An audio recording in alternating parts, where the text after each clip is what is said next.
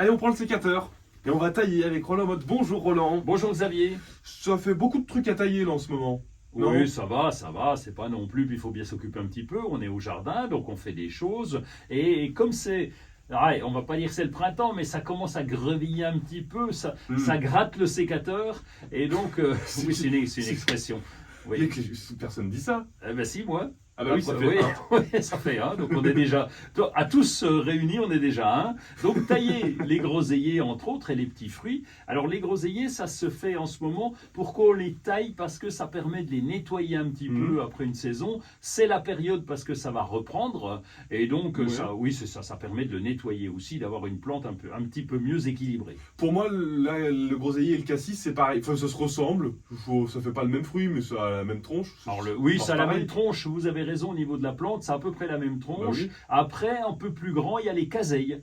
Mais c'est autre chose. Mais ça marche pareil du coup? Oui, c'est le même principe. Voilà. C'est toujours le même principe. Je vous l'explique. D'abord, on va essayer d'aérer un peu le cœur de la plante parce que c'est souvent très dense et très serré. Et si on veut que les fruits mûrissent, eh bien, il faut de la lumière au cœur de la plante. Alors, c'est des petites plantes, hein, ça fait 1 mètre de haut à peu près. On va enlever aussi tout ce qui est bois mort.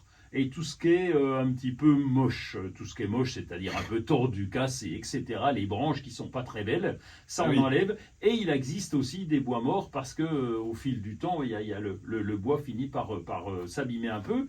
Et deuxième chose, c'est qu'on va enlever les branches un petit peu trop vieilles. Parce que oui, je vous explique pourquoi. Parce que si on veut de la production, eh bien, il faut des branches assez jeunes. On considère qu'au bout de 3-4 ans, la production commence à descendre, à diminuer. Donc, si on laisse ces vieilles branches, eh bien, on réduit la production. On dézingue les vieilles alors. Exactement. Alors, dézinguer les vieilles, c'est une expression aussi, c'est la vôtre.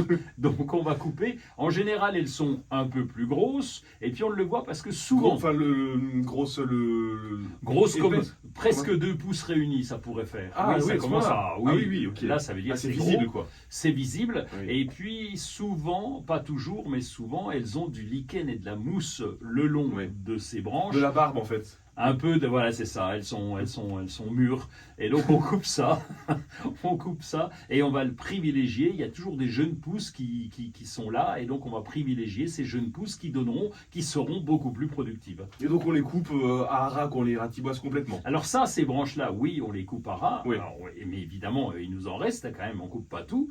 Et donc après, on va juste égaliser le sommet de façon à redonner une coupe à peu près sympathique. Et les groseilles, c'est pour quand? Alors les groseilles, ça va être plutôt en fonction des variétés, mais ça sera plutôt juillet. On va dire juillet. Vous avez le temps.